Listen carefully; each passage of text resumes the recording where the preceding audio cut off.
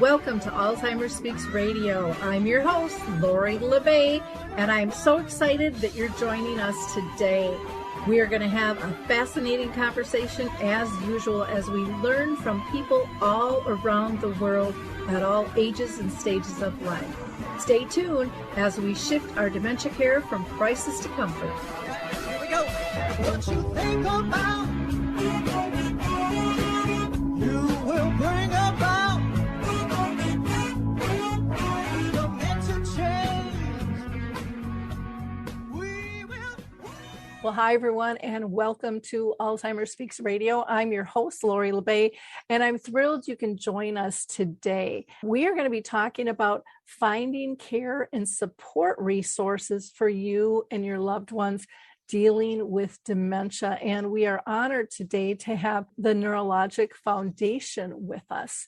But before I introduce you to our guest, Bianca, I am just going to do a couple of shout outs. First of all, Alzheimer Speaks has one whole section dedicated to free resources that we've developed. So please check that out. We've been doing that since 2009. So there's audio and video and tools you can print out, all kinds of different things. So just go to alzheimerspeaks.com and click on our free resources tab. You can also check out our book, Betty the Bald Chicken, Lessons in How to Care. It's a children's book that opens up the door to conversation of how to care, and it's not just dementia specific.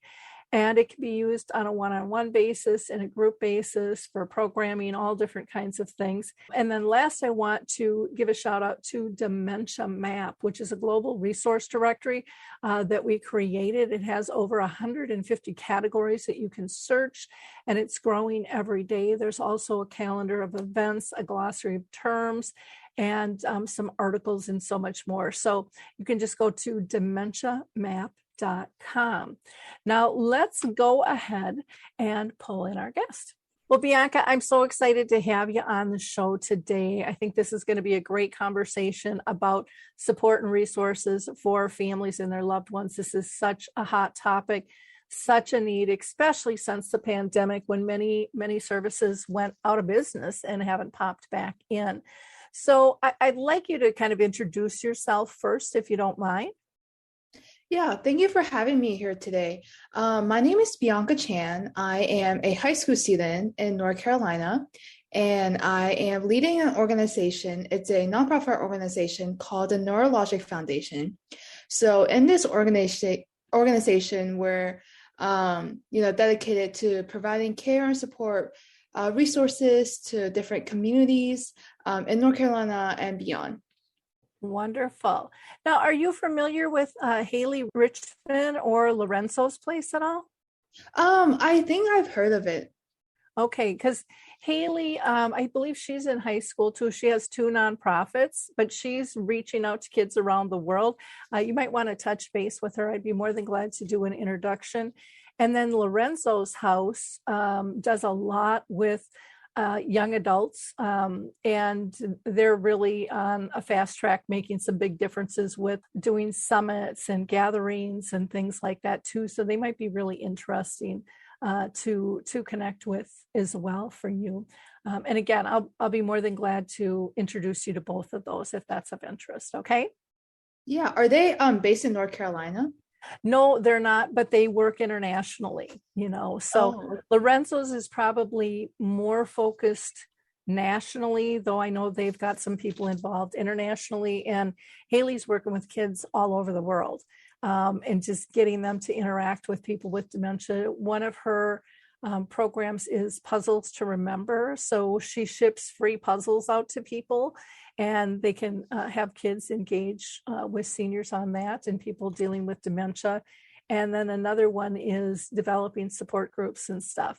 And she's been active in the nonprofit, I think, since she's been like 8. And I think she's 14 or 15 now. So she might just be a really nice resource for you and colleague in this battle to get resources out. So wonderful. Well, now, have you been personally touched by dementia? Is that why you're getting involved in this arena? So I did not have, any family members who are affected by dementia or Alzheimer's disease. But I do have experience, or I've had, family friends who have dealt with this disease. So I've, known from their experience what it's like to have to tackle with living with this disease and the challenges. Wow, that's amazing that you haven't been personally touched in your own family. Kudos to you for stepping in. This is really an important area that needs so much work. What's your story about, how you started the NeuroLOGIC Foundation and why? Yeah, so I guess I should kind of start with like why I got into the movement and kind of how my advocacy for this disease began. So I think it started all back in 8th grade. So I remember I was, scrolling online on a phone, and I came across a video of a former ballerina who suffers from severe memory loss. I don't know if you've seen the video before or you've seen the article before, but I clicked on the video because, I was really intrigued by the headline of this article. So I looked into it some more, and I was really touched by the power of music in kind of preserving her memories. And so I was also kind of intrigued by the science basis behind her memory loss. So I got involved in a fulfilling opportunity to conduct science research later that summer. So I conducted research on the biomarkers of Alzheimer's disease by using MRI and PET scans to study these biomarkers. And then my story on NeuroLOGIC started from this project, actually, because through this project, I interacted with patients and their families about the challenges they face while navigating through the disease. And one thing that I noticed was a lot of them said that geographical locations and financial constraints are major barriers in accessing these resources. So a lot of them voiced concern. So I took that into heart. And from that, I really wanted to kind of get involved in bridging this gap between, the financial gap and also the geographical location. So I really want to get involved in that. And that's why I founded the NeuroLOGIC Foundation. Wow, what insights at such a young age. I love it. I actually have seen that video of the ballerina, and you're just in awe of how she just starts swooning in her wheelchair and how she just comes alive again. It's pretty cool, and the studies on music have been pretty profound. And yet, to me, it's really sad that we are not prescribing like iPads or iPods and things for people to get playlists. We still only really finance drugs.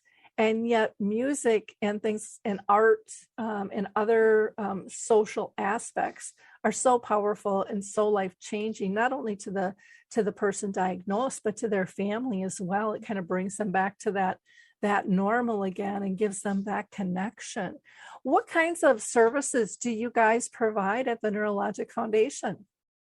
Yeah, so right now we're focusing mainly on 2 programs.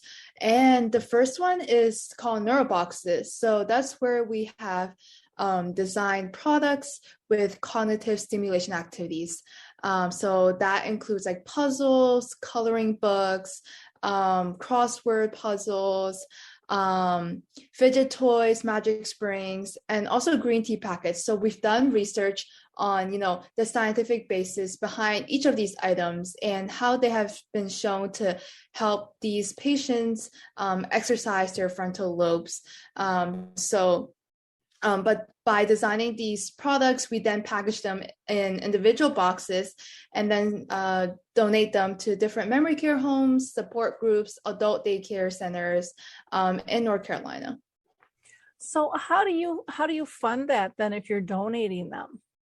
Yeah, so we designed these boxes through fundraisers in our community. So we've done bake sale fundraisers mainly. So we've set up booths in our local areas. And then we've also done door-to-door fundraisers where we've gone around different neighborhoods and asked for donations. So we've told them about, our cause and why it's really important for them to, help with this cause. And then that's how we fundraise money that way. Oh, that's neat. Do you ever approach, I'm just thinking of companies, even like the dollar stores, where maybe they would donate some things fairly inexpensive, or I'm thinking even Crayola with color crayons and things like that, or pencils? Yeah, I've actually never done that before, but I think that's definitely something I want to look into in the future. You brought up a good point. Yeah, I just think, a little here and a little there, but I mean, it's amazing what you're doing, off of bake sales and stuff. And just in talking to you, I can't believe you're not at the end of college. I mean, you seem so pulled together. Is your family involved in research at all, or? So my brother is, so my parents are not, STEM focused, research focused people, but they're really supportive in what I do. And they've also helped me with like bake sale fundraisers. So they're also definitely very devoted to this cause. My brother, he's involved in science research, but not specifically in Alzheimer's. Okay. Wonderful. Now you said there were two programs. Did I miss one? You had the neural boxes, and then was there a second one? Yes. So the second one is the music entertainment program that we have, which is called Neural Melodies. So that's basically where we recruit student musicians and different music groups across North Carolina, whether they're in the Triangle area in North Carolina or other parts of the coastal areas in North Carolina. So we recruit them to play music for different elderly care homes. So we've done that mainly virtually because we want to expand and be able to reach this program to as many people in North Carolina as we can. And so we've done through virtual gatherings. So we've showcase music played by these students to different families and their patients virtually and both in person. I'm sorry, go ahead.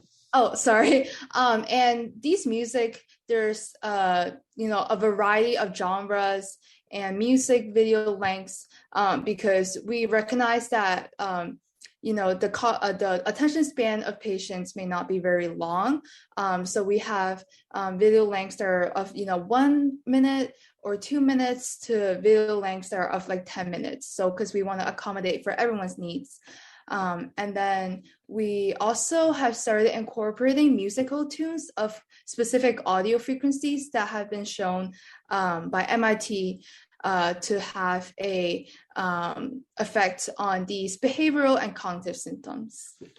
Oh, fantastic. So for the musicians, are they all students too? Yes, they're all students here in North Carolina. So they're mainly high school students. Okay. Gosh, I am just so impressed with all you've pulled together. Why do you think it's so important to get these services and products into the family's hands? So I think it's really critical for us to, reach as many people as we can with our programs because in the Alzheimer's world, these arts-based interventions, even though they might not be super known in, like the scientific world, where, as you might have mentioned, it's mainly financing treatments and different like drugs. I think it's really important now more than ever for these arts-based interventions to also come in and have a role because these arts-based interventions can connect these caregivers and these patients, so it leads them to relax and help them in a really calming way and not make them more stressed. And it's a great way for the caregivers and the patients to bond. I do a thing called Dementia in the Arts, and it's where people with dementia showcase their artwork and they talk about what they get out of doing art. They are so powerful and so talented and so diverse in terms of what they're able to do. And it really is a stigma buster for so many people to see what they're still capable of doing. And I still think that part of, how they feel so free in doing stuff is their egos kind of left the building and they're not worried about people judging them anymore. Like I would be if I would do art, because I'm not an artist in any way, shape, or form.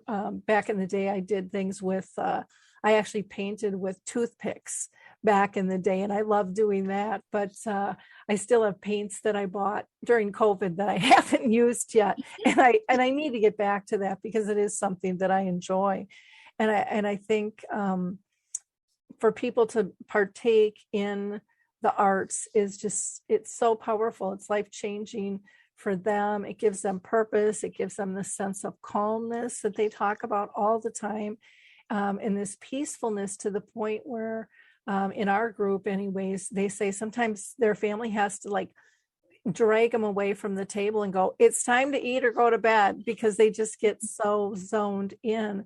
But when they're that comfortable, it also, they say, reduces their symptoms. And so that's a good thing for everyone. If you are just tuning in, we are talking with Bianca Chan, who is the executive director of NeuroLOGIC Foundation. And she's talking about the services and products that her group has developed and gives out freely to families as resources. And I'm just so impressed. So you can learn more about her foundation by going to neurologicfoundation.wixsite.com. That's our website. You can also email Bianca at neurologicfoundation@gmail.com, or you can follow the organization on Instagram as well. So let's talk a little bit further about how do families access these resources. You mentioned that they were free. You do fundraising to support them. I just think this is wonderful. Is it accessible just to families in North Carolina? So, yeah, that's a good question. So for the NeuroBoxes, as of currently, we've mainly distributed to families in North Carolina, but we've been reaching out to different homes and groups, even in South Carolina, and even beyond in Massachusetts and New York. So the main thing we want to do here So the main thing we want to do through, these programs is we want to reach as many people as we can. So we've definitely gone out our way to make sure that, other people from other states and other, populations from other states are also able to reach these resources. And even though our NeuroBoxes are currently only limited to North Carolina residents, our music entertainment program has expanded to other states like Massachusetts and New York. And like I said, we've done that through virtual showcase of these music videos. And so we've reached out to specific support groups that we know of through Dementia Map, and then also through educational workshops that we've done in the past to try to, expand and try to reach and connect to as many patients as we can. Okay, great. Now in Massachusetts, are you connected with the Percolator group at all? Not as of currently. Okay, I will connect you to them too. The Percolator group would be wonderful. And then also the Memory Cafe directory. Are you connected with Dave on that? Okay, great. Because the Percolator group has a list of different activities that people can tap into. And so yours might be a nice one to be added to that group. I think they have, I don't even know how many groups they are tracking, what size their membership is, but it started just being Massachusetts, and I know it went national, and I think there's even international people that belong to the group now, but they're just full of great information. And so, like I said, I will add that onto my list to connect you to. What other things are you planning on for the foundation? Do you have some other ventures you're looking at tackling in the future? Yeah, so definitely in the future, I want to host more in-person events. So through these in-person events, I really hope to, partner with museums to showcase dementia-friendly exhibitions potentially, because I know that is a really big thing in some of the other states. Like New York, I know that they've done that in the Met Museum before. And I think it would be a really cool and powerful thing for the residents here in North Carolina to also experience that.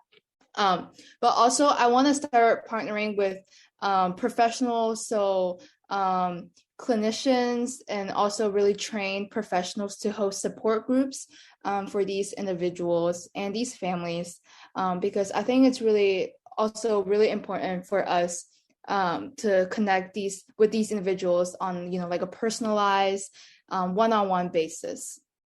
Great. I was going to say, if you were ever interested in, one of the things that I do is a memory cafe that's virtual. So it's for people with dementia and their care partners. And, we always used to meet in person until the pandemic. And then even after the pandemic, they decided to stay online. So now we have somebody over in Belgrade. I'm located in Minnesota, so most people are here, but we've got somebody in Florida, somebody out in New Jersey, and anybody is welcome to participate in that. But that's not a one-on-one, that's a group. And feel free to share that with anyone. They just have to reach out to me, and we are always open to expanding that group. They're so giving of their knowledge, and it's nice to have that peer group back again with that. So yeah, wonderful. Well, this is just also exciting. I just, like I said, I'm amazed at what all you've done. What year did you start all of this in? So I started around 2 years ago in 2021. So that was when I was in 10th grade, and I'm about to be a senior in high school now. Okay, gosh. Well, you should be really proud of yourself, and your family should be really proud of yourself too, for the way that you're tackling this. Now, after high school, what plans do you have? Are you looking at getting into the dementia field and staying there, or are you going a whole different direction? Yeah, I'm definitely planning to continue what I'm doing right now. So, in college, I definitely want to conduct more research, like scientific lab research on Alzheimer's disease. So I want to, get involved through that even more. And then also, I want to major in neurobiology in college. So I hope to continue to stay, in the neuroscience field. And then potentially, I hope to go to medical school to become a neurologist. Wonderful. I don't know if you're familiar with Max Wallach, but he started out on this path. He actually worked with Haley Richmond initially when they wrote the book. What was it called? Wise Grandma's Underpants in the Refrigerator, or something like that. And they sketched it out. But it was just a cute book to tell kind of a family story of different things that can happen. And he's the one who started the Puzzles to Remember program. And he's gone on to be a neurologist and things, but it was amazing what he's done. And I think Haley's kind of on that path as well to see what a difference kids can make. And I think so often we shut you guys out trying to protect you, thinking, well, this is an adult thing, but you guys come up with such cool, creative ways to connect and have just this energy. And yeah, you're doing amazing things. So kudos to you. Anything that we haven't covered that we should cover about your foundation? Yeah, so I would like to add that, I mentioned that we work with, memory care homes, so with like a large group basis. But I would also like to add that we try to also target families. So we've done that through, caregiver workshops and educational workshops that are hosted by other organizations here in North Carolina. So at these workshops, we would connect with families and caregivers on, like a individual basis to see how we could help them and how we could, best suit their needs. So if they're not affiliated with like a support group or a memory care home, we also try to help them as much as possible. And yeah. Okay. Well, if you want to talk offline later, I'd be more than willing to do a workshop for you for families and things as well. I just think it's really important. I don't know how much you know about my story, but my own mother lived with dementia for 30 years. So it was really life-changing for me. And I just think it's so important to pull people together and kind of take the scary out of this journey and show them that there's still a lot of great life to be lived. Well, Bianca, this has just been wonderful. Again, I'm going to ask our audience, which I always do, but to like, click, and share this show, not because it's an ego thing for me, but because people need to connect with products and services and tools. And what Bianca is doing is free, especially if you're in North Carolina. But again, if you're interested in their music program, that's virtual. And so that's a possibility as well.